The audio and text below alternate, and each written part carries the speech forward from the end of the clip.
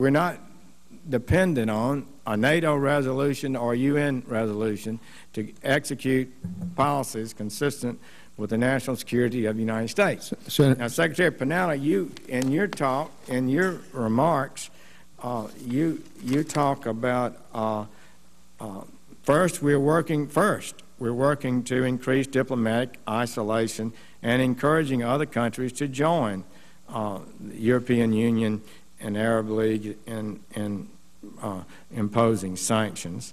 And then you note that China and Russia have repeatedly blocked the UN Security Council from taking action. Are you saying, and is the President taking the position, he would not act if it was in our interest to do so if the UN Security Council did not agree? When it comes to the kind of military action where we want to build a coalition and work with our international partners, then obviously we would like to have some kind of legal basis on which to do it, as we did in Libya. Now, some sort of legal basis. We worried about international legal basis, but nobody worried about the fundamental constitutional legal basis that this Congress has over war. We were not asked, stunningly, in direct violation of the War Powers Act, whether or not you believe it's constitutional. It certainly didn't comply with it. We spent our time worrying about the UN, the Arab League, NATO, and too little time, in my opinion, worried about the elected representatives of the United States. Do you think that you can act without Congress to initiate a no-fly zone in Syria without congressional approval? You know, again, our goal would be to seek international permission, and we would come to the Congress and inform you and determine how best to approach this, whether or not we would want to get permission from the Congress. I think those are issues we would have to discuss as we decide what to do here. Well, I'm almost breathless about that, because what I heard you say is we're going to seek international approval, and then we'll come and tell the Congress what we might do, and we might seek congressional approval. No, well, I want to just say to you, that's a big dish. Wouldn't you agree? You've served in the Congress. Yeah.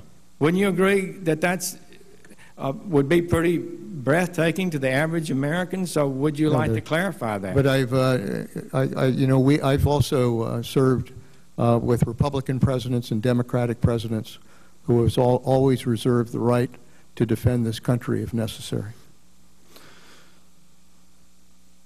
But before we do this, you would seek permission of the international authorities.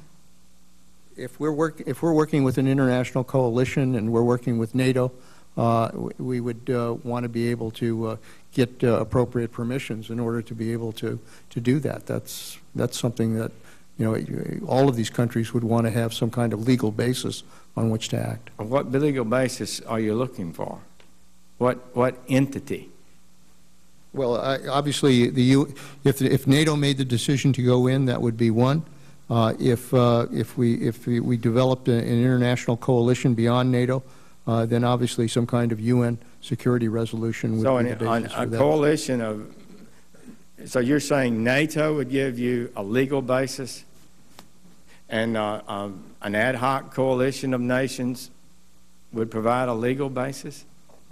If we were able to put together a coalition and were able to move together, then obviously we would seek whatever legal basis we would need in order to make that justified. I mean, you know, we can't just pull them all together in a combat operation without getting the legal basis on which to act. Who are you asking for the legal basis from? If it's obviously, if the UN passed a security resolution as it did in Libya, we would do that. If NATO came together as we did in Bosnia, we would rely on that. So, you know, we have options here if we want to build the kind of international approach to dealing with the situation. Well, I'm for all for having an international support, but I'm really baffled by the idea that somehow an international assembly provides a legal basis for the United States military to be deployed in combat. I don't believe it's close to being correct. They can provide no legal authority. The only legal authority that's required to deploy the United States military is the Congress and the President and the law and the Constitution.